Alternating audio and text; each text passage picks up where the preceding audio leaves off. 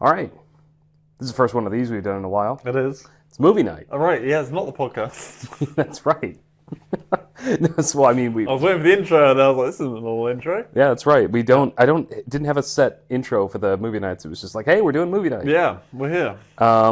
We watched K-pop Demon Hunters, as can probably be told by the fact that we're in these seats still. It's actually right after we recorded the podcast. We got dinner, watched the movie, and now we're recording this immediately after. Technical difficulties with the TV for about 20 minutes. Yeah. Yeah, the hotel TV was not being very cooperative. No. But yeah, I'm glad that we finally watched the movie. I mean, you've seen it already. Seen it before.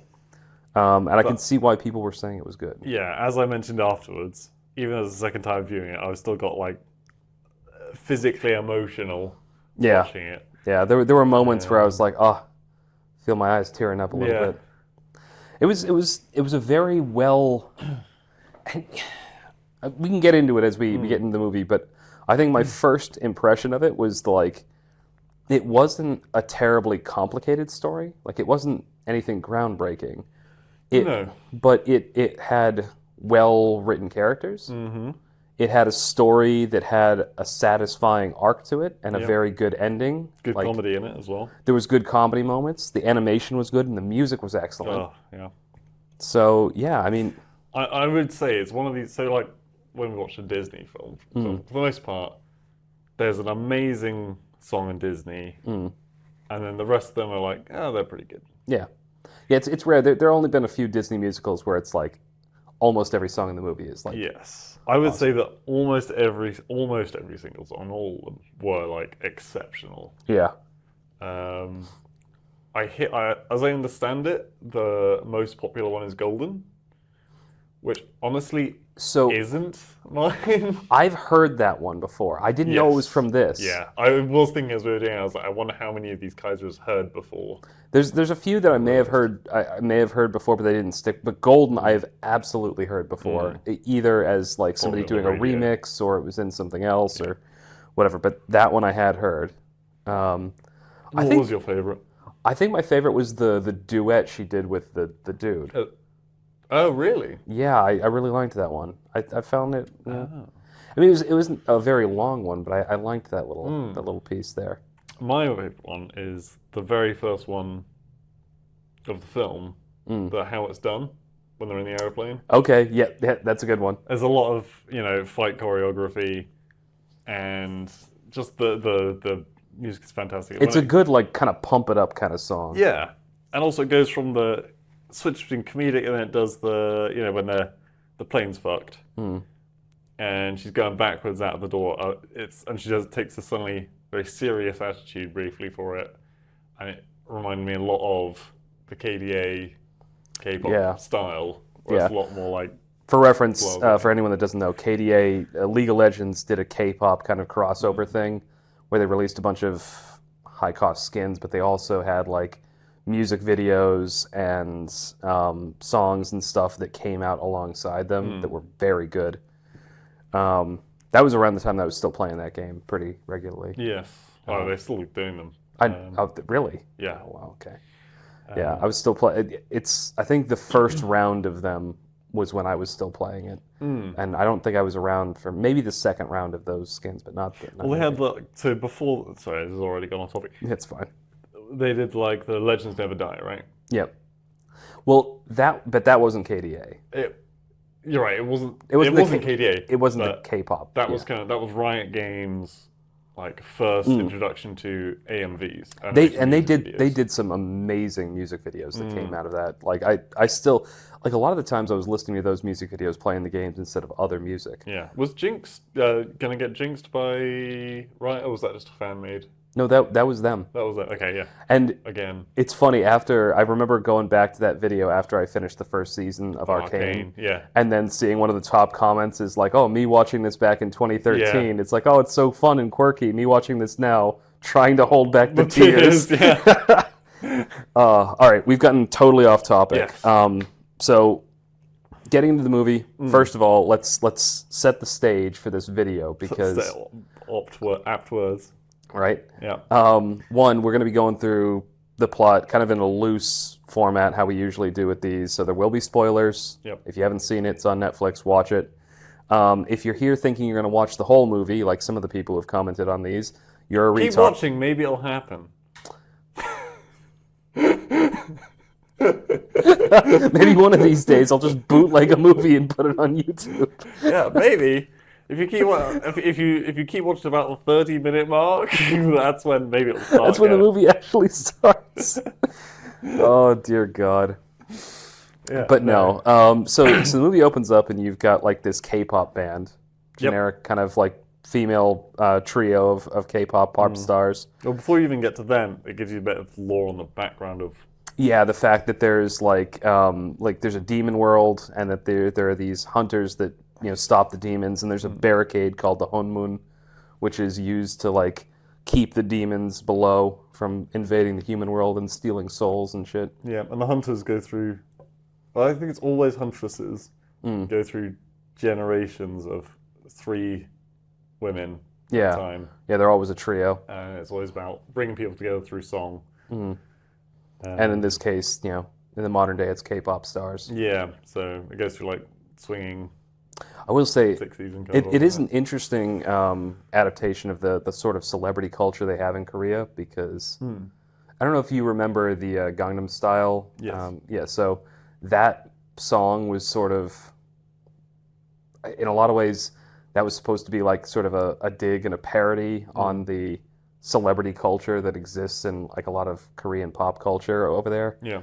Because if you're like, he's going to like fancy places, he's getting trash blown in his face, and all this other stuff. But anyway, so yeah, these 3, after they establish the lore of the world, it shows that it's getting amped up for a concert. Their promoter manager guy is Bobby. Is that what his name is? Yeah. Okay, I actually didn't catch his name. In my head, he was just manager guy. Yeah.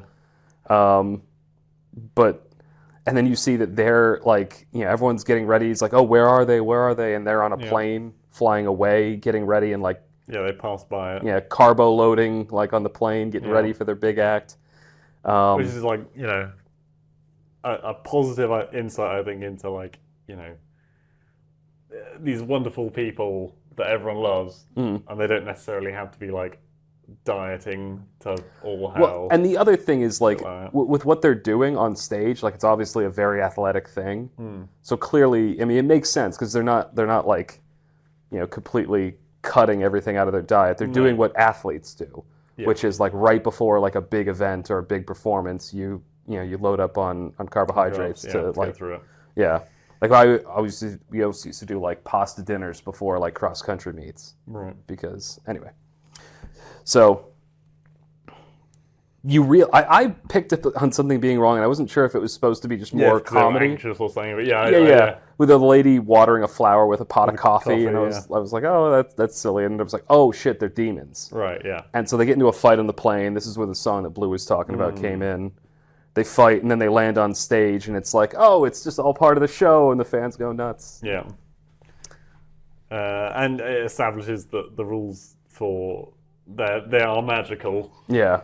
Otherwise, they can jump from a plane without a parachute and land just fine. Yeah. They can sort of fly and float and stuff. Spiritual weapons. Summon their weapons out of nowhere. It also, I think this is something that's interesting because we were talking during the podcast earlier about characters that are like really overpowered.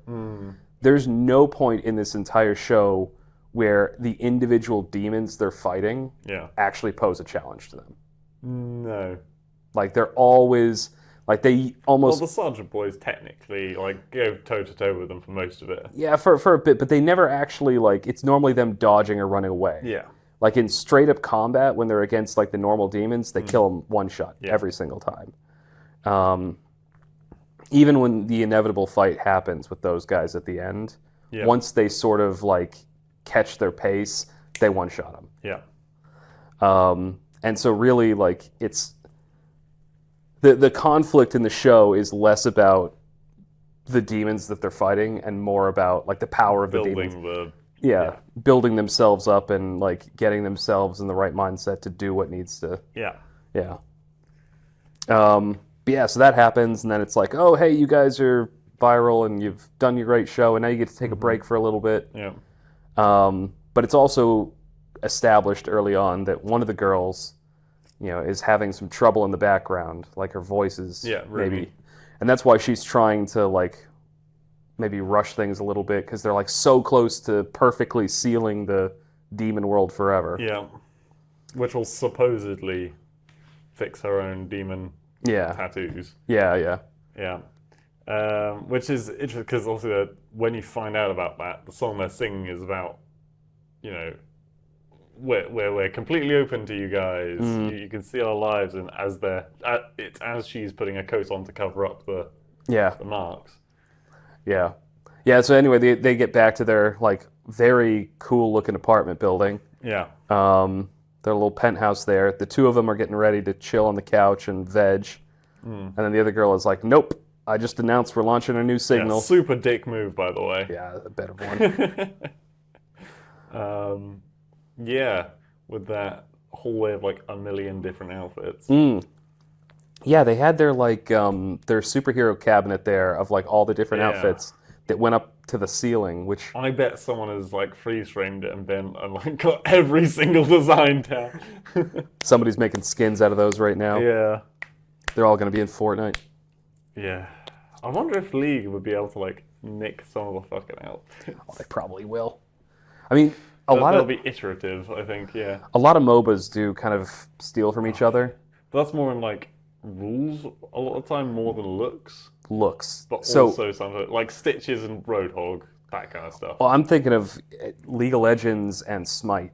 Like, they had characters that were practically the same thing between them. Right. Like, League had a character called Wukong. The other one had Ku Wong. Well, he was meant to be like the monkey from the Journey of the West. Yeah. So, like because in Smite they were all supposed to be gods, but in League of Legends they're basically the same kind of character. They stole, both games stole from each other a lot. Yes. And a lot of MOBAs do that. A lot of video games, like multiplayer video games. Getting off topic again. Mm-hmm. So they start. They go to the shrink. Yeah, they start practicing and stuff, and that's when it comes obvious to the other ones that she's having trouble with her voice. So yeah, they go to the crazy guy with the eyes, just as seen online. Yeah. Yeah. As seen online, doctor. I'll be like, from Dr. Phil. Yeah. Kind of thing. God, and so he goes in there and stares at them creepily and gives them his little juice packets. Yeah. What's it called again when it's like meant to be a psychological, like you're giving them water, but you're saying it's something medicine? Well, two things. So one, if it's something that like it's all in their head and it's having a physiological effect, it's called a psychosomatic effect. But if you're talking about something that cures it, you're talking about the placebo effect. That's the one. Yeah. But yeah, so they do that, and then what is it?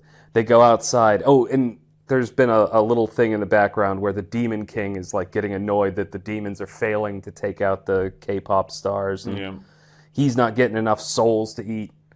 And this dude with a little... Is he a giant frog? Because that's the kind of vibe. I got a giant demon frog. At the very end of the movie, when he gets a face. I was thinking more pig, but still. Before that, he just looked... a big nose, though. Before that, he just looked like a big mouth. Yeah. Either way, some tall demon with a cool hat. Turns out he can sing and play a sitar. What is it? Sato. It's an Asian. Yeah, but not the. But it wasn't that because it was something else, and I just can't remember the name. Yeah, I know. There's an Asian like string instrument that's similar to a guitar, and I think it starts with an S, but I can't remember the name. A satyr is an animal. That's why I know. It's the one. It's Philoctetes from Hercules. It's full of T's. Philoctetes. I don't know. I've only seen it once. The Hercules. Okay, half goat man. Oh, voiced by Danny DeVito. Yes. Also, roughly the height of Danny DeVito. Yeah. Anyway. Yeah, sorry. They appear. He shows up and tells the Demon King, "It's like, all your other demons are failing. Let me be like a K-pop boy band, and then we'll win you souls that way." Yeah. Fight song with song. Because as you said, like they way outmatch pretty much any demon. Yeah, the demons aren't going to win by violence. No. So, It makes sense. It's like, okay, they're beating you by winning hearts and minds. Let's win those hearts and minds ourselves, and they'll just give us their souls. And so when they come out of Dr. Fraud's juice factory, they see this new hot boy band. Yeah. And they're singing something called Soda Pop, which sounds like the most generic, like, dog shit pop song I'm ever. surprised you haven't heard it because that's been played Really? everywhere. The thing is, well, it was really catchy. You're gonna hear it now that you've. Yeah, I know. It was really catchy, though. I did get a kick out of the fact that, like, the people in the crowd just stood there. It was like, yeah. Even the people are like, we know they're demons. But God. It's like, but it is catchy. Yeah. Yeah, which, I didn't recognize the Rumi, her voice, or was it Yumi or Rumi? Rumi. Her voice sounded vaguely familiar, but Yumi's someone we know. I couldn't quite place her. Yeah. But the red-haired chick, like, she was voiced by the same one that did the strong chick from Encanto. Yeah. She also was on Brooklyn Nine-Nine, if you've ever seen that sitcom. Oh yeah, it was the Diaz. Yeah. Yeah. Which I didn't realize until later. I don't think that is the same person that plays Mira in K-pop Demon Hunter. I think it might be. I'm gonna Give it a check. I'm gonna check it. You keep going. So where we left off was the demons have just done their first song and they realize they're demons. Yeah. So they realize they're demons. There's a lot of funny bits with like the incognito when she like strangles Rumi with the cords of the coat. That's something throughout the movie. There was like all the slapstick comedy actually hit. Like generally, and that was the kind of stuff. And they struck a really good balance with that because there are so many like times where they try to go for that sort of like more like goofy comedy, and it kind of takes you out of the seriousness of the scene. That didn't seem to happen with this one. No. And I think a lot of that came from Zoe's character. I think Zoe's probably my favorite character in this. Which one's is Zoe the? Zoe's the smaller one. She's the bubbly one? Mira's the redheaded. Okay. And Rumi's the main. Yeah. The fact that I can remember their names, I'm honestly, is... The only one I remembered Rumi, but yeah, the other ones didn't stick with me. No. Okay. Well, even though you just got her name wrong. What? Which one? Rumi. Yeah. I said, well, I got it right. I just asked if it was one of two, and Yeah. So that happens. After that, it's the game show. The Who Can Eat. That's right. Yeah. Well, and I think that's the because now we're getting into the stage of like the competition between them and the demons, and they're trying to kill the demons, but at the same time they have to keep up their public image because in the public's eyes, the demon is just. And also they're hot boys, and the girls are like. That is true. They did go a little nuts over the. Over the abs. So then it jumps into the bathhouse scene, though. I think it's the next major bit. Yeah, where they follow they follow them into the bathhouse, and they summon a bunch of water demons to fight them off. Yeah. And this is where you sort of start to Actually, they did struggle in that fight. They did. Without being in the same room. It was because they got separated. Yeah, it wasn't all three. Because, I think we established earlier that they have to be a trio. Yeah. And so when any of them are separated, then it just doesn't work out the same way.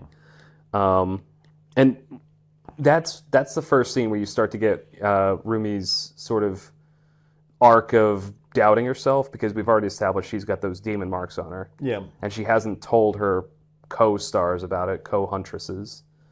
Yeah. And she ends up in a fight in this one room and gets part of her jacket torn, and so it reveals that. And her teammates are struggling, and she's panicking, and actually has a moment of like, do I even go in there and help them if they're going to see this? Which I think is actually, thinking back on that, that's kind of I didn't really think about it when I was seeing it, but that's one of the more fucked up bits of her character arc there, because she's genuinely hesitating to go and save her friends' lives because she's worried that they'll see the fact that she's got the demon marks. Yeah, and then demon guy there, what was his name? Genu? Yeah. He pops out in front of her, like blocks her from view for a second, and then when he's gone, he's put like something around her arm, so so that they can't see her thing. I was thinking that makes no fucking sense, right? Hmm. But on the second watching, I thought maybe it's because maybe he thinks that she's like an inside agent. And that's the only reason I can think of why at that time he would do that. See, and this is why I said this when we were watching it. I was predicting that they were related, like maybe he was her dad. Yeah, like you did when we paused it briefly. You were like, I reckon he's either the brother or the father. Well, because it's established that she's half demon, so presumably like her mom banged a demon, right? Or something along those lines. Yeah. Or maybe it was her dad that banged a demon. Doesn't matter. Either way, there was demon banging. Yeah. So I figured that maybe either he was the dad, because he was like 400 years old, and that like he had gotten sucked down into the demon world and was stuck there, and so that's why. Or the other reason could just be that he sees somebody else going through what he's going through, and has that moment of pity. Yeah, I think that's what they're shooting for, but if what we've been told about him so far is that he only does what's best for him, and based on how he ended up becoming a demon, that is credible. Yeah. I don't know why he would self-sabotage instead of... Because if he hadn't done that, that basically would have been it, I think. Yeah, the movie would have definitely gone a lot differently if that had happened. The other thing I think is like, and they do show that, we'll get to it, he does some pretty fucked up things in his past. That's how he became a demon. Yeah. But it seemed like it was fucked up what he did, but he did seem to be genuinely guilty for it. Like he had some pretty strong regrets. Yeah, I was going to say guilty or, sorry that he got caught kind of thing. I think based on the way things went, I would say genuinely guilty. I'm still trying to see the English voice cast. IMDb is terrible. Just put in Mira voice actress. Mira. I did, and it didn't work. Oh. I don't think it's her though. She did. I looked at her page first, and it wasn't that. Just I think all the voice actors were Korean. But so even the English voice cast. Yeah. Because I found all the Korean voice cast, but because there was Korean in that film. Yeah, I know. Okay. Yeah. So bathhouse scene. Then. Okay. Yeah, it is a Korean woman. I actually just sounded a lot like her. No. But the last thing I was going to say on that point was like, it's one of those situations where like if you're genuinely like desperate, like hungry, poor, destitute, you think you're going to die, a good person or a decent person definitely would do their best to stay with their family or sacrifice themselves for their family. Yeah. But not everyone is like that good of a person. Yeah. And I think they were just, him being like, when he's poor, hungry, and destitute, it's a shitty thing to do, but he sacrificed his family so he could live. Yeah. And it's entirely possible that him now, like in hindsight, is just like, oh wow, I was a real piece of shit. And was it his wife and his daughter? It was his. Or his mum and his sister? It might have been his mom and his sister. I thought it was his wife and his. I think you're right. I think it was his mom and his sister. Yeah. But anyway, then the next, I think honestly it was the next scene, the best characters in the show. Yes. Yeah. So they're back and they're trying to figure out. They're gonna do like a diss track, right, to get back at the boy band that's taken all their thunder. And Rumi goes back to her room after talking it up, and they're kind of dividing their tasks on how they're gonna make the song. Yep. What was that? Goes back to her roomie. I did say. Oh, I see. I was like, did I get her name wrong again? So she goes back to her room, and there waiting is a bird with a hat. And then that bird, it turns out, has... Bird. What's that bird done to go to hell? I don't know. What's the cat done to go to hell? I think he got lost. Something over and it killed like 50 people. Looking at that cat, I just think he got lost. Honestly, I think that cat just got lost. Yeah. But yeah, she goes out and sees a bird with a little hat on the windowsill, and then she goes out there, and it turns out it has 3 eyes on each side instead of 1. And then the derpiest, most adorable fucking giant weird demon tiger thing. blue tiger cat thing comes out, and it knocks over a plant, and it's just trying to get the plant to stand back upright. And unlike a real cat, which would have been like, yeah, and then do it again to something else. Basically, it's like the cat thing when you're not paying attention, and it just goes up to something on a table and just slowly shoves it off the table until it falls. Yeah. Anyway, but yeah, adorable cat tiger demon creature gives her a note from the lead singer demon guy, Genu. Yep. And she goes out to meet with him.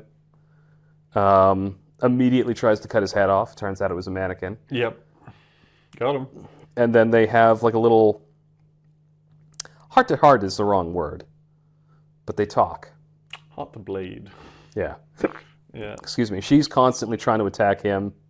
He's dodging and talking back to her, and he kind of hits her pajama trousers. He does, and she throws them away in the next scene because she's got what is it? Little trains and teddy bears on them, and then he goes choo choo. Yeah. Oh God. Anyway, they go through that, and they don't talk about anything important. he kind of hits home with her and basically points out that like that she hasn't told her friends anything. Yeah. That that's when he initially tells her the first story about how he became a demon. Yeah. And says something along the lines of, this is, I feel this guilt and shame every day. It's like, what do you feel guilt and shame about? And implying that that's what the scars are all about. And then they go back, and I think there's like a montage after this, right? Or something. I'm trying to remember what happens after that scene. I think they're doing the Takedown song. Yeah. They're writing it. Maybe that's the montage, I think. Yeah, there's I think a montage of like the other band getting more popular, and then because there's like different awards, and it's like, oh, their song wins some awards, and yes. There's the signing. Yeah, the signing event. Yeah, where they're all together and they steal their move of the sleeping bag. Yep.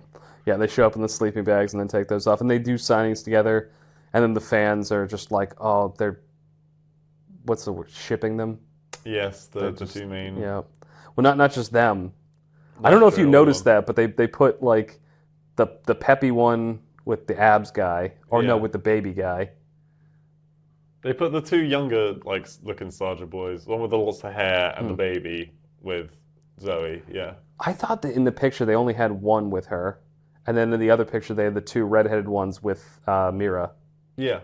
They were both the bigger guys. They were the yeah. But what I'm saying is I think it was 1-to-1, 1-to-1, 2-for-1, and then one of the guys was left out when they were doing the fan art. Oh, maybe that might have been it.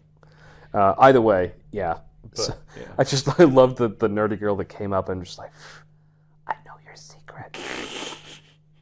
She hands over a drawing of like the two main characters, Rumi and Genu, like canoodling. Yes. Yeah. No, she hands over a picture saying you have a beautiful soul. Oh, that's what it was. Yeah. But she also did whisper something along the. Yeah. No, I think it was the little child that did that. It was the nerdy girl that implied that the two of them were together. There were two different fans. Yeah. But the picture you'll think of, I think, is when they're on the TikTok afterwards. They're going. And then somebody. Yeah. And I was like, their feet are touching because she stomped. Yeah, she stomped on his foot. They're like, oh, they're playing footsie under the table. Like, honestly, that's probably what it's like in real life with a lot of celebrities. Well, it's funny. Little side note to real life. A lot of Korean pop stars or idols like that. They're not allowed to get into relationships. Yeah, no, it's the same with, not just Korea, it's worldwide. Boy bands, people chase people less if they know they have no chance with them, kind of thing. Loses their sex appeal. Yeah, well, not that, but just they just know they're off the table. Yeah. As if most people were on the table to begin with. Yeah. It's like, I wonder how many successful like fan relationships have ever gone down percentage-wise. I don't know. Yeah, that'd be interesting to see if anything like that's ever happened. I feel like there's Because you don't only hear psychopathic stories. yeah, really. But then a nice story doesn't make news. So No. Doesn't get the tabloids. I feel like even if there was a nice story, the tabloids wouldn't pick it up because no, that's what that's I'm not going to saying, sell anything. Yeah. No, what I mean is like they would try to make it look bad, even if it was a good story. Right. Anyway, so that happens, and I think from there they're all just kind of prepping and getting ready for their big, song at the Idol Awards because that's where they're gonna seal the honeymoon. That's where they're gonna Yep. finish everything off and expose the demons and slay them. Yep. And this is where what's her face Rumi starts to have doubts because she's now talked to Genu a bit, and she's like, Times, yeah. she starts to hesitate and go like, oh, what if these demons? She requests him meet up. She does, but more than that, like when they're fighting on the train and stuff, Yeah. like she starts to hesitate more and more. That's actually true. Yeah, that did happen before. She sends a message back via cat tongue, Yes. and Not like there's a bird or anything to carry a message. no, you put the note in the cat's mouth, and the Yeah. cat carries it to the. Anyway, so they meet up on this like little scenic walkway, have a bit of a heart to heart. She convinces him that he should just let them win, basically, Yeah. and that maybe that'll save his soul too. And A sassy old lady tells him to go fuck himself.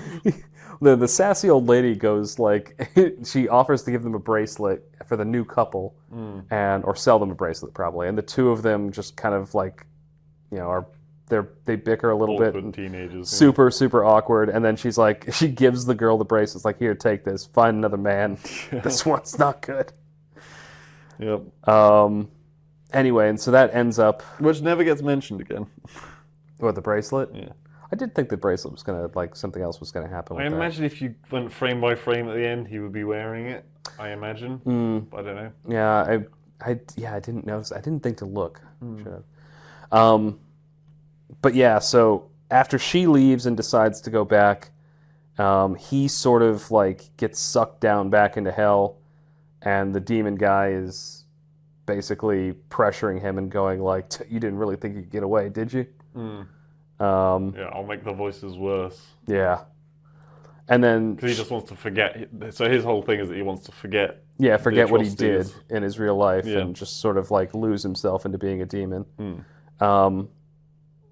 And then this is where what I was talking about earlier, where she's starting to have hesitations about the takedown song. She's Yeah. rewriting the lyrics. Honestly, I never really understood diss tracks. I don't know. I mean, sometimes I can get it. Like it's like upping the drama. It's like a rivalry. Yeah. It's like sports teams have a rivalry, right? It. Yeah, but normally they're humorous. Diss tracks are just kind of petty. I don't think. Maybe the sports like rivalries here are a little bit more humorous, but Well, they're calling their mothers a something. I don't know. yeah, I don't know. Normally it rhymes. Yeah, no, I'm just thinking of the, in Boston, you see somebody walking around with a Yankees hat, you're likely to get fucking decked. Yeah. Like they're not really humorous. I kind of see diss tracks in the same way. It's like, it's hyping people up because it's like, oh yeah, I'm a fan of this team, that team, and then it sort of like it builds up your fandom for your side. I'm not saying I would do this. No. I don't understand it myself, like the mindset, but it is absolutely what happens. Yeah. Anyway, so yeah, she gets into a little bit of an altercation with her other co-stars because they're like, we're like a day away from doing this track. We can't change everything now. Yeah. And they go off and fight some demons on a train. She's hesitating more and more because of like her doubts She's about a the real demons. bitch to Mira. Yeah, But it's not all about you. yeah. She thrashed out at her. Yeah. Um, she said something fucked up about her past too, because it wasn't Yeah. like Mira was like an orphan or something like that. No, she was just the black sheep of the family kind of thing. Was that what it was? Yeah. Because near the end, she said something that kind of made me think that she didn't have a family. No, she does have one. Okay. Yeah, I think part of the Golden Song even is Mira saying, you know, I grew up being the black sheep, and now it's what pays my bills, kind of thing. Gotcha. Um, Anyway, so they fuck up fighting on the train because Rumi's having more and more hesitations, and basically a whole bunch of people get eaten on the train. yeah. Um, And they're like, oh, that was sad. yeah, they really didn't seem to like. They took all the deaths in stride Yeah. because there's like hundreds of people that like are getting eaten because It's like there's not like blood splatters whenever they get eaten. they're just gone. Anyway, so it finally gets to the Idol Awards, which is what's going on. There's a brief thing where the Sanjo boys, which I think is that's what the boy band is called. Yeah. They aren't going to go out first. The K-pop Demon Hunters go out first. Huntrix. Yep. They do their song. Two of them get distracted because there's an interim where Rumi has a solo, Yeah. and it's all part of some kind of a plan because once Rumi's solo ends, two demons show up looking like her co-stars Yeah. and rip off her jacket to show that she has the demon scars all over her And also arms. switch the song. And also switch the song up to the diss track. And yeah, and then her co-stars get back just in time for those demons to be gone and her to be alone on stage with all the demon tattoos. Yeah. And that kind of leads to the point where they, kind of the climax of the movie now, where it looks like Huntrix is broken up. Her co-stars draw weapons on her because they see that she's got all these demon marks all over Yeah. her. And then this... Which I find it hypocritical that Zoe was like, knew that they would the demons were demons, but was still like, God, they're hot. And maybe they're good. She even says, maybe these are good demons in it. And the other two are like, no, there's no such thing. It's like, but when Rumi is found to be part demon, but you've all known her all your life, Yeah. and she still draws like, that seemed weird. Yeah, I think it was more of like kind of this moment of betrayal, like, because she also awkwardly like blurts out stuff That about she kept it a secret. yeah, and then that she was working with Genu and that you Yeah. know she was almost there, and it just didn't quite. It all sounded like really fucked up in the moment. So I can understand like in that heightened emotional state that maybe that's the reason. Yeah. Regardless, though, that all plays out with her running away by her. I mean Rumi. Yeah. And the Hunmoon just like basically falling apart and being like all fucked up and part demon. Yeah. Because it's represented by this like weird blue graphic over the city. Like a mesh. Yeah. And every time, there's been a couple times where Rumi's demon side has been like a little weird and then it gets a little pinker. Yeah. And that's meant to be the demons like, Like a tear. yeah, coming through. And Yeah. it's supposed to turn gold when it's permanent. So she goes and speaks to her Mother. adopted mother. Yeah, adopted mother. I didn't realize that wasn't her actual mother until that point in the movie. But she goes to her adopted mother, who was the one that told her to hide her demon scars, Yeah. and basically hands her the sword and is like, "Do what you should have done from the beginning." And it's like, "Oh, damn." Yeah. She was like, "Just Which she doesn't do. She is still a bitch, but she doesn't execute her. yeah, yeah." Her adopted mother is like, and her adopted mother gets no redemption arc whatsoever. She just like No. turns out that she was just. I shouldn't say like completely wrong because I mean she was acting in the way that she thought. She was told. That Yeah, was what- yeah. Like it's just like she did what she could. I mean, and that's a very real way to look at not just adopted parents, but parents in general. A lot of them are doing the best that they can, and and they're going to make mistakes. Mm-hmm. So I get that. That was a really good portrayal of that. And it was interesting that they never went back to her for the rest of the movie. Well, I think because briefly touched on before that it was meant to be a TV show. Yeah, so and they probably would have fleshed out a lot of this stuff and been like, okay, here's why the mother died. Yeah. Probably because of the demon thing. Yeah. Well, and that's actually... Maybe childbirth of a demon, it kills you. That's an interesting point, that it was meant to be a TV show at one point. I think it might have functioned if it was like, say, like a 3 or 4 episode TV show that was like an hour each. Yeah. Any longer than that, I feel like it would have just had padding. Well, I think the limiting point on that was having, something said off camera, was having good songs concurrently. Yeah. Because don't get me wrong, they were all good fucking songs, but doing a series, it's like that's a lot of songs you need. Yeah. That would be really good. Yeah, there were definitely some moments that could have been fleshed. That's why I was saying like maybe 3 1-hour episodes. Yeah. Because then you could have had like maybe 2 songs an episode, 2 or 3 songs an episode, and you would have fleshed everything out. But I think they made the right decision by cutting it out and just making it like just a tight, well-constructed hour-and-a-half movie. Yeah. The quote that I've used over and over that I love from Mark Twain is, "If I had more time, I'd write a shorter book." Yeah. Because you just like sometimes it's better to just concentrate it. Yeah, and get all the good stuff out there.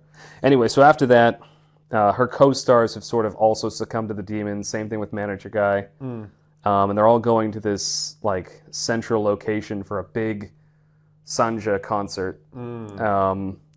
And then the boy bands are going to steal all the souls and feed it to the demon guy, who's Gwynmu or Gwima. That's what it is. And Rumi, having now confronted her past, shows up in like her full half and half demon form, but has sort of accepted who she is now and decided to use it. Frees her 2 co-stars, and the 2 of them then. And it specifically says, "Fuck the whole moon. We'll make a new one." Yeah, it's like the existing one is fucked. We're gonna make our own, and it's gonna be better. Yeah, it's gonna be hookers and everything. It's gonna be great. Yeah, and so they get into a big conflict there, and they're fighting with the boy bands. They're fighting with the demons, freeing a few souls as they go. Big musical number, and she tries to take on big ass demon dude Gwima. Yeah. And isn't like quite able to do it, but Jinu jumps in front of her and basically sacrifices his soul to power her up. Yeah. And then she gets an even bigger sword and kicks the guy's ass. Does the sword get bigger? Oh, it does. Oh, okay. It like quintuples in size. It goes from like a normal like Chinese kind of like broadsword to like Cloud's sword from Final Fantasy VII. Gotcha. It gets the sword. Yeah, it gets huge. And then she one taps him like every other demon. Yeah, and that releases some of the control, which means other people like giving them their power. Yeah. And the other 2 get powered up. Zoe like slices at the long-haired one. Oh yeah. Cuts off the fringe, and it's so like, oh my god, actually you're my type. Oh well. So I hated that. That was the one part that the comedy like did not like. I felt like the comedy was handled pretty well throughout most of the movie, but I felt like that was the one point in the movie where they shouldn't have done any of those comedic elements, because it was like the emotional climax of everything. Didn't like the abs bit either. No, I mean, because both of those, the "you're my type" and the "oh, I hate abs now," it's just like okay, it's like telling a knock knock joke in the middle of a soliloquy. It's just not. It's not right. Yeah. It just felt wrong. That was the one part that I felt the comedy was handled poorly in. Right. But aside from that, and again, very very minor gripe. But they defeat all the demons. They seal their new fancy Hanmoon that has cookers and cocaine.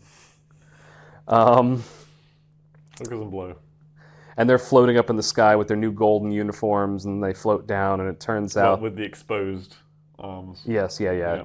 Except now her demon things are blue instead of purple. Oh, I guess, yeah. Yeah, they're kind of the shiny Oh, yeah, they golden were blue. Yeah. multicolored, yeah. They go to a bathhouse, which has been a running thing the whole time because the one girl wouldn't go to the bathhouse with them because it would show off her. tattoos. Yeah. Yeah. And they're thinking about taking a break, and they see some fans, and they're like, no, we gotta be there for the fans. Yeah. And they sign some autographs and stuff like that, and then we get the ending credits rolling. Yeah. It's a good movie. Yeah. It's a great Really movie. good. And like I say, since I watched it originally, I have been listening to the music a lot. Yeah, I'm not surprised. The music, like the soundtrack for that movie was excellent. It's one of those things where it's like, I hope they do a second one, but I really hope they don't. Yeah. Because the hype that they have to live up to at this point, if they do release a second one, is going to be just nuts. Well, and here's where... So we're going to move into... Let's finish up talking about this, but there's a very prominent example of this. Do you want to give this a rating before I go off on a tangent? Sure. I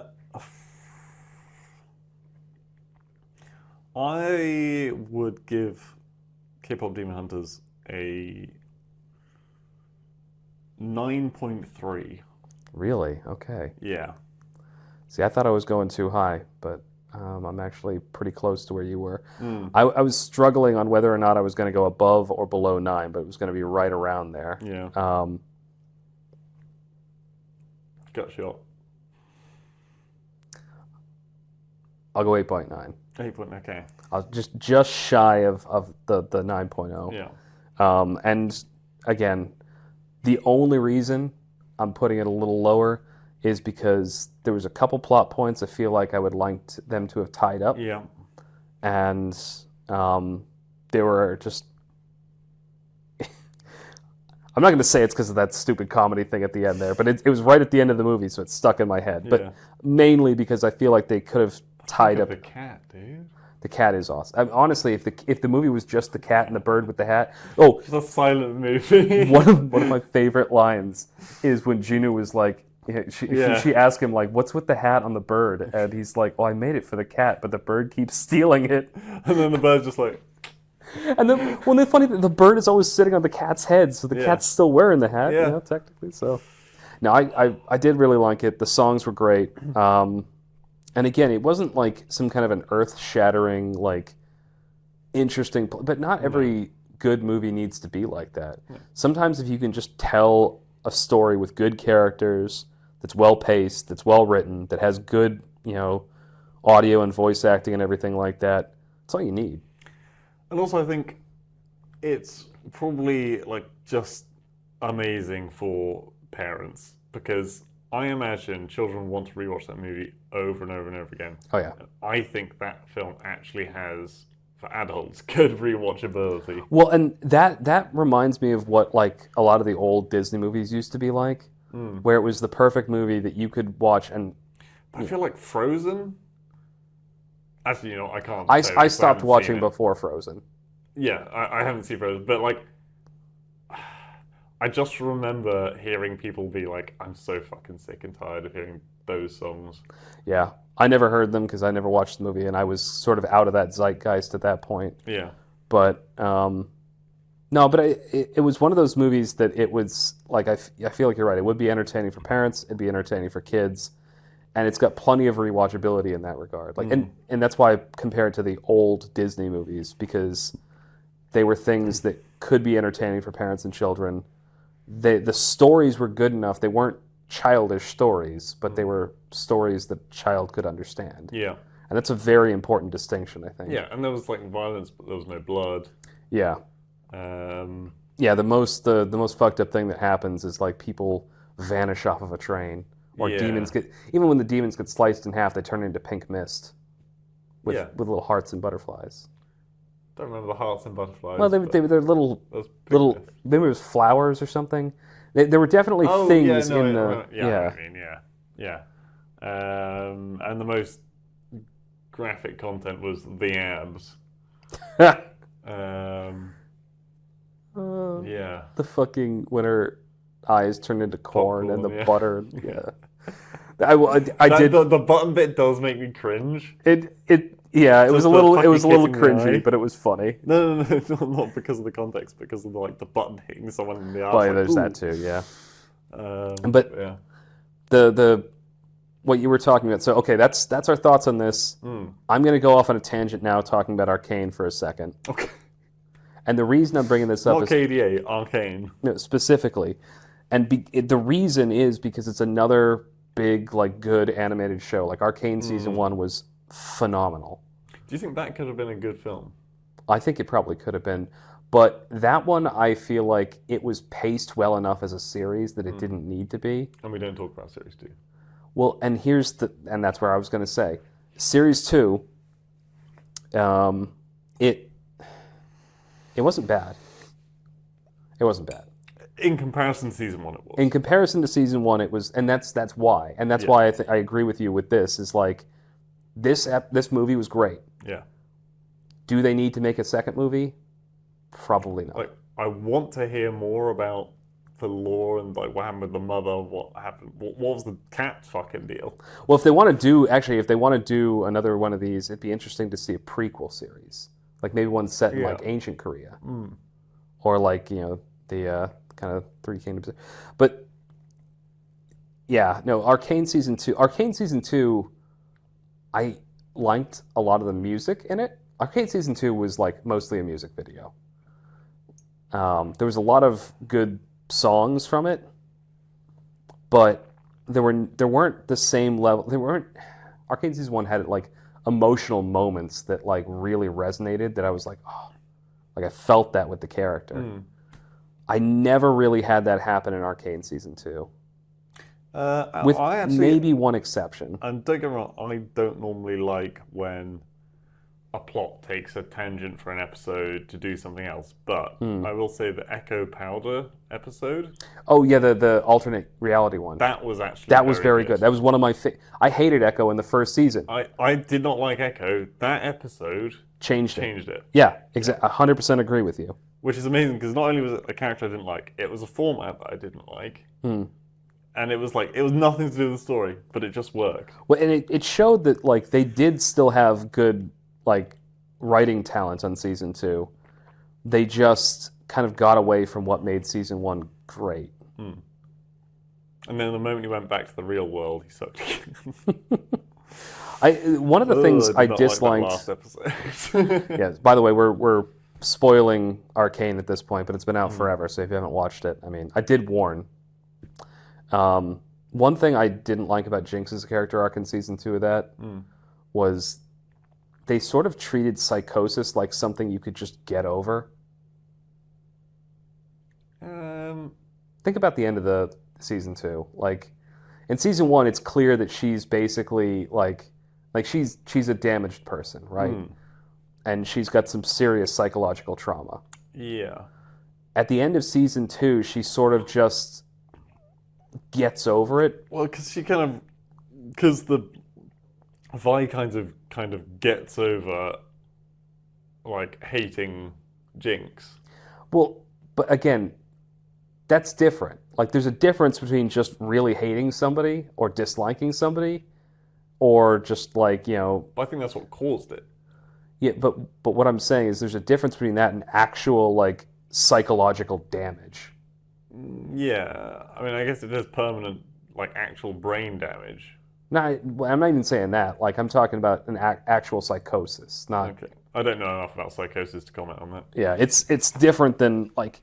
So there's if I walked over to your house right now, I took a baseball bat and smashed up your motorcycle. Right. In theory, eventually you could get over that if I did enough to like make up for it. Yeah. If when you were a child, like you watched someone that was like a parental figure to you being like ripped apart in front of your eyes, it's kind of a lot harder to get over that. It is, yeah. But that's kind of what I'm saying. Is they treated them almost like the same thing in season 2? Yeah. Like just as easy to get over? I would, and part of what I'm saying is Vi returning. Yeah. The other part is, I don't know what the fucking kid's name was. No, I don't think she ever got a name. Having like suddenly Jinx being the older sister and having something to protect, I think also went a long way in being like, okay, I can't be a wild child anymore. I have something to protect, something I care about. I need to think about them first before other things. I think that also went towards. Yeah, but again, I feel like it happened too easily. Yeah, okay. That's Wasn't there a time jump in there? I can't remember because it's hard to tell with season 2 because they did huge time jumps, but they did them with like music videos, and so it's hard to tell if a week passed by or a month or a day or a year. yeah. So there's a lot of flaws with season 2 in that. Also, they kept unkilling people, like Manda. Yeah, yeah. Also, sorry, I was thinking of so you know how in season 2 Caitlyn ends up sleeping with a spy, right? Yeah. Um, I think it was like right near the end of the series. Did you call that the game, Mike? You're just noticing that. Sorry, yeah. Yes, I called that the gay Mike. Why? I don't know. I thought it was funny. Okay, go on. No, at the end when she's revealed to be a traitor and like, she's like Caitlyn's all like I broken up remember about not it. liking that. No, I didn't like it either, but I just remember watching it and sitting on my couch and going, "That's what pussy will do to a motherfucker." No, I didn't like it because I thought Caitlyn had been really fucking rude to her. Well, the other thing is, she and a couple of the other like enforcer people sort of like showed up out of nowhere. Like they sort of introduced some characters with no build-up. Yeah. Like, Like this is just part of her squad that she's been Yeah. with for a few. yeah, and it's just, by the way, they just know them now, Yeah. and it happened in between episodes. Anyway, That was we've what I didn't like. I didn't like that Caitlyn acted like an asshole to her yeah, several times. yeah. Talking about And Vi, then- or you're talking about the lover?